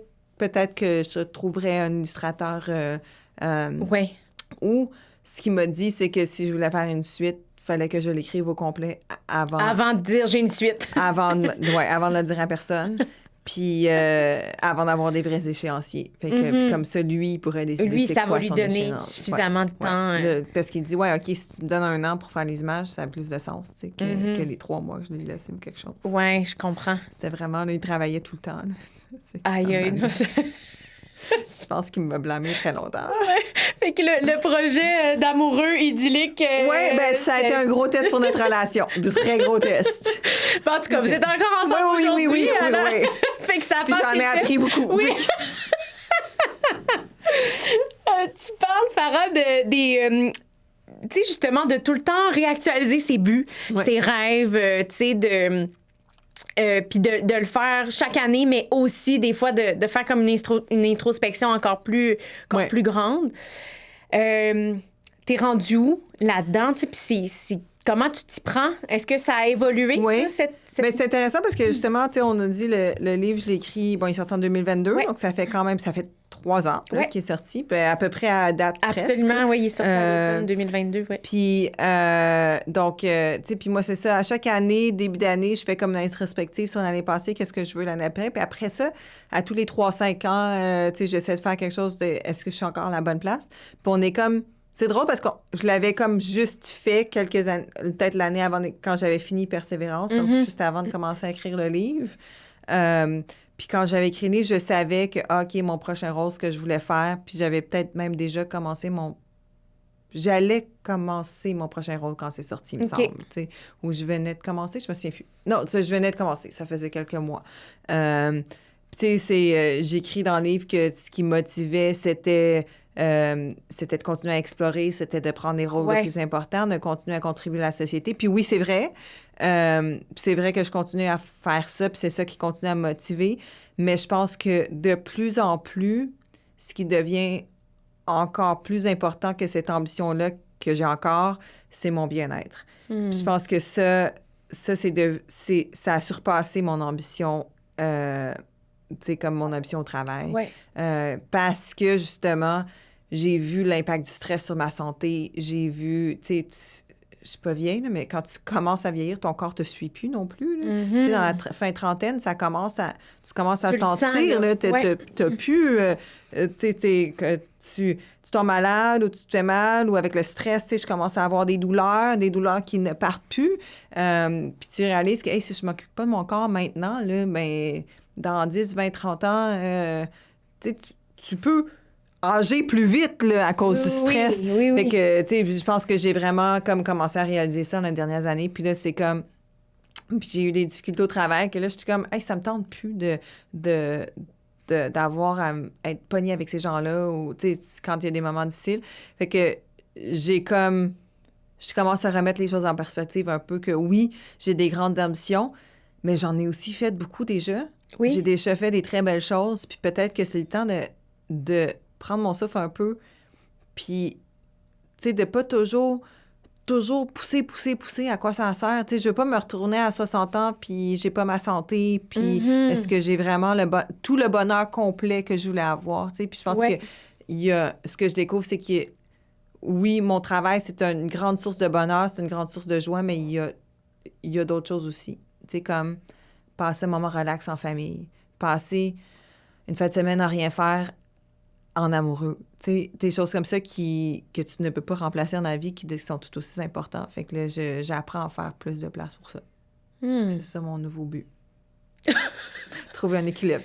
On verra. Oui. Demande-moi dans 3 à 5 ans où est-ce que j'en suis. On va faire un petit touch point, là. Ouais. Mais c'est beau, ça. Est-ce que tu rêves encore? Tu sais, là, tu travailles sur ton bien-être à trouver cette espèce de tendre vers un équilibre, disons-le comme ça.